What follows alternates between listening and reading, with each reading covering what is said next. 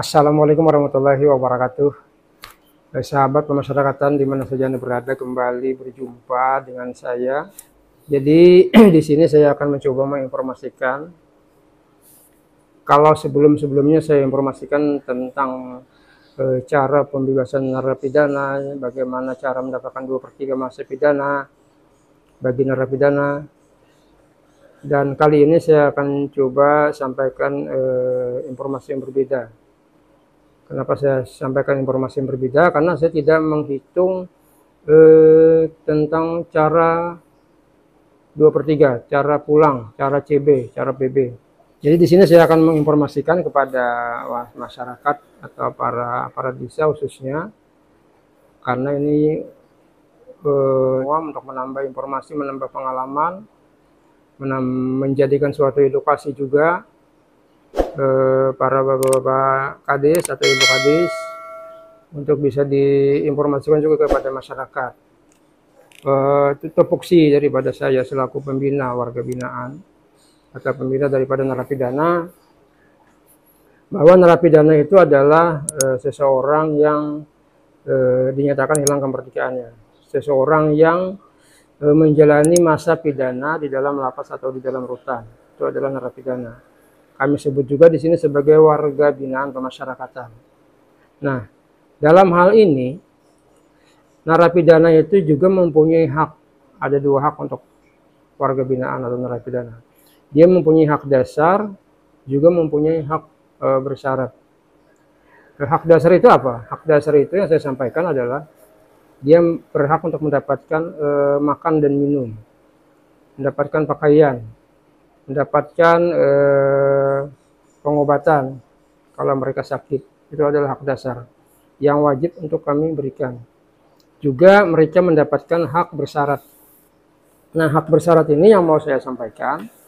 Jadi sesuai dengan Peraturan Menteri Hukum dan Hak Asasi Manusia nomor 7 tahun 2022, itu adalah Peraturan Menteri Hukum pengganti daripada Peraturan Menteri Hukum nomor 3 tahun 2018 ini yang terbaru, mengatur tentang tata cara pemberian asimilasi, cuti bersyarat, pembebasan bersyarat, cuti menjelang bebas, remisi. Nah, itu yang diatur di situ.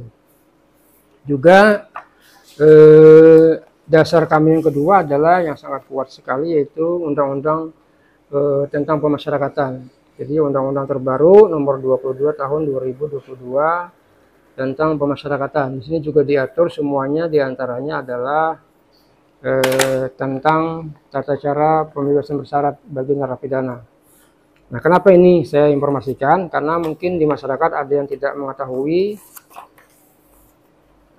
apakah narapidana itu di dalam penjara, itu di dalam penjara ya, saya katakan di dalam penjara. Kalau bahasa dulu kan penjara, kalau sekarang kan rumah tahanan atau lapas, lembaga pemasyarakatan. Karena beda, zaman dulu kan zaman regimen penjara, zaman Belanda itu, zaman penjajahan. Kalau sekarang sudah diubah menjadi pemasyarakatan. Bentuknya itu adalah pembinaan. Jadi mereka itu dibina di sini selama menjalani masa pidana. Kami berikan pembinaan kepribadian, yaitu berupa pembelajaran agama, ceramah agama, belajar mengaji, dan lain-lain. Khususnya pembinaan kepribadian dan kerohanian. Juga ada pembinaan di dalam lapas rutan itu kemandirian. Kemandirian itu berupa mereka dipekerjakan sebagai mibeler, sebagai tenaga las. Nah, itu mereka di situ dikerjakan. Juga mereka kami berdayakan bagi yang punya keahlian di bidang perkebunan dan lain-lain, pertanian.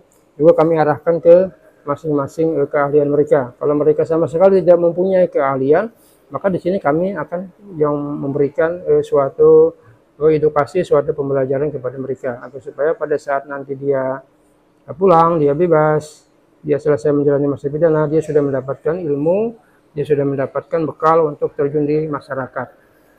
Nah, di sini yang mau saya informasikan lebih detail yaitu tentang tata cara pemenuhan hak berupa cuti bersyarat tadi.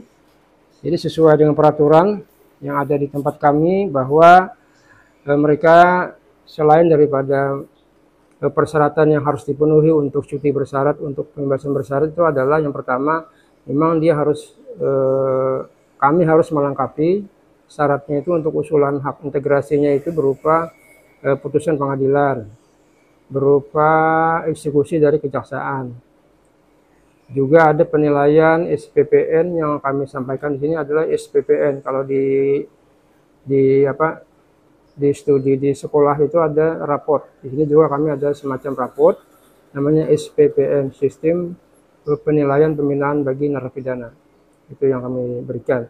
Selain itu yang sangat penting sekali juga untuk Bapak-bapak ketahui, yang perannya ini adalah dipegang oleh para desa, para kepala desa. Ada salah satu surat jaminan yang itu merupakan salah satu syarat juga untuk pemenuhan hak bagi warga binaan. Surat jaminan yang kami buat di sini itu akan kami berikan kepada para penjamin daripada narapidana.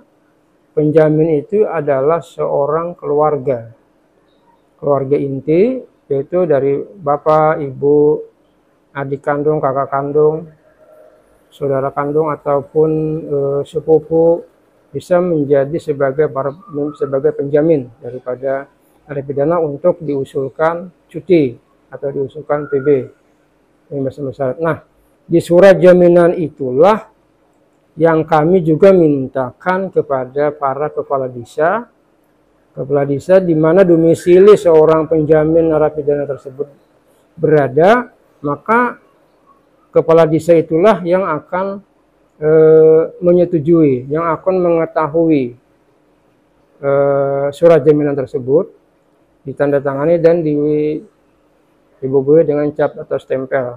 Nah, tanpa itu, tanpa tanda tangan Bapak Ibu semua, tanpa ada stempelnya, maka kami tidak bisa untuk mengusulkan haknya untuk mendapatkan cuti bersyarat tadi.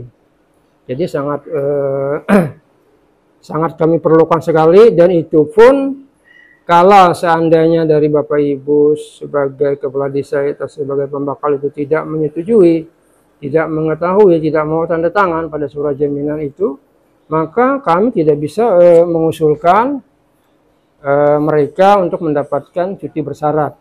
Nah, itu salah satu yang makanya saya sampaikan, itu salah satu syarat yang sangat penting sekali, yang juga ada peran tadi, ada peran daripada Bapak Ibu selaku aparat desa atau kepala desa.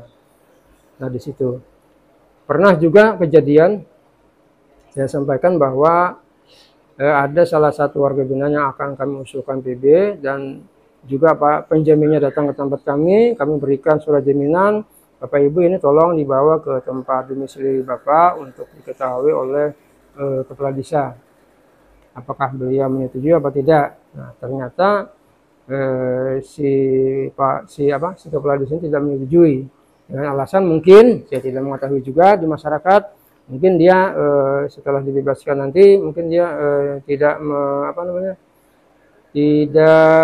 atau membuat resah lah di masyarakat.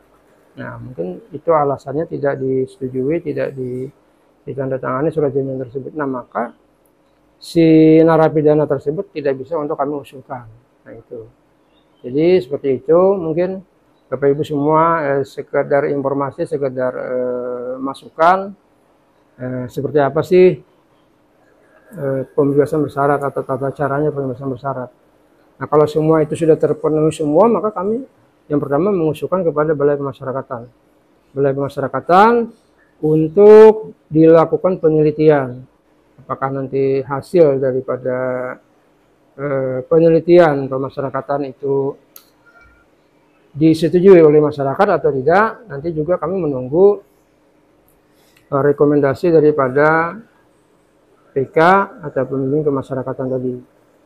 Kalau sudah ternyata itu disetujui oleh pembimbing kemasyarakatan dari Bapas, maka kami tidak ada alasan untuk tidak mengusulkan hak bersyaratnya. Karena itu hak bersyarat sudah terpenuhi semua, maka kami pun segera untuk mengusulkan, dan pada saatnya nanti kalau pidana 1 tahun itu 2/3 masa pidana sudah berhak untuk mendapatkan cuti bersyarat. Juga kalau 1 tahun itu perhitungannya adalah 8 bulan. 8 bulan dia menjalani, maka 8 bulan itulah ISKA akan terbit dari kantor pusat untuk dilaksanakan cuti bersyarat. Kalau pidananya 1 tahun 6 bulan, 2/3 masa pidana adalah 1 tahun. Jadi 6 bulan dia berada di luar dalam pengawasan Balai Pemasyarakatan. Nah, seperti itu penjelasan singkat saya, mudah-mudahan ini ada manfaatnya. Dan kalau misalnya nanti ada yang kurang jelas, masih ada yang kurang kurang paham, bisa kita berkonsultasi, bisa langsung datang ke tempat kami atau bisa langsung melalui kolom komentar pada YouTube saya ini. Kira-kira demikian yang saya sampaikan, yang saya informasikan. Salah hilap saya mohon maaf sekali. Demikian dari saya. Assalamualaikum warahmatullahi wabarakatuh. Salam pemasyarakatan. Kami pasti.